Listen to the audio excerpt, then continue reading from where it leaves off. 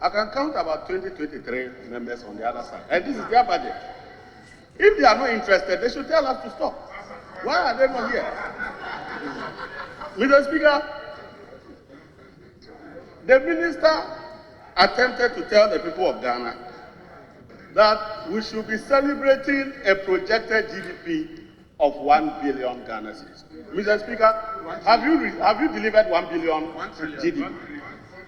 1 trillion, yes. Have you delivered any 1 trillion GDP? It is just a promise. And if we were to follow your promises, go to Abuso Okai and ask them. Mr. Speaker, you are asking us to celebrate. Go and ask the Eurobond holders all the sweet and juicy things you told them about how you create heaven in Ghana, and they gave you the money. Today you are telling them you can't pay.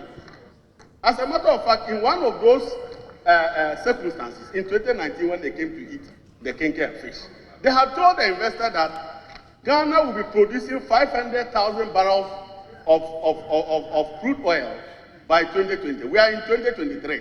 Have you even achieved 150,000 barrels? So, as for you and promises, if we follow you, go and ask the NAPCO beneficiaries. 70,000 of them have now joined what they call the Unemployed Youth Alliance. So this 1 billion is a ruse. 1 trillion, anyway. 1 trillion is a ruse. But Mr. Speaker, the reality is that this 1 trillion is difficult to even understand. You said that you are going to grow your GDP from 850 billion to 1050 billion, a trillion Ghana cedis. That is about 22% growth in your GDP. Then you said that you reduce your inflation from 35 to 15%. That is a gain of about 20% improvement in real numbers. What that also means is that your GDP is influenced by output and volume and not price. And yet when you put that together, your economy should be growing in real terms close to 20% to get that number. And when we ask you, what is the real growth? You say 2.8. Why are you cooking this? Even when you are cooking the number, you are not smart enough. Something must be wrong. I mean, this is voodoo economics. Something is wrong somewhere. But Mr. Speaker, since when did we use nominal GDP to assess the performance of an economy? That was done in the medieval time, the Stone Age. That was where we didn't know quantitative economics and we couldn't calculate inflation and deflate inflation. In the 21st century, you are still calculating GDP and assessing your economic performance on the basis of nominal GDP. That must tell you that something is wrong. The economy is in trouble. But Mr. Speaker, the minister was at pains to explain that this is an improvement over a GDP of 219 billion by His Excellency John Dramani Mahama. Mr. Speaker, which one will you prefer? A GDP of 209 billion, where you go and buy 1 gallon of fuel or petrol for 16 cedis, and an economy of 1 trillion, when you go and buy 1 liter of 24 Ghana cedis. Which one will you prefer? Will you prefer Dr. John Mahama's economy, where you were drinking your calico for 50 pesos, to your 1 trillion, where you will now be buying that calico for 6 cedis? Which one will you prefer? Which one will you prefer?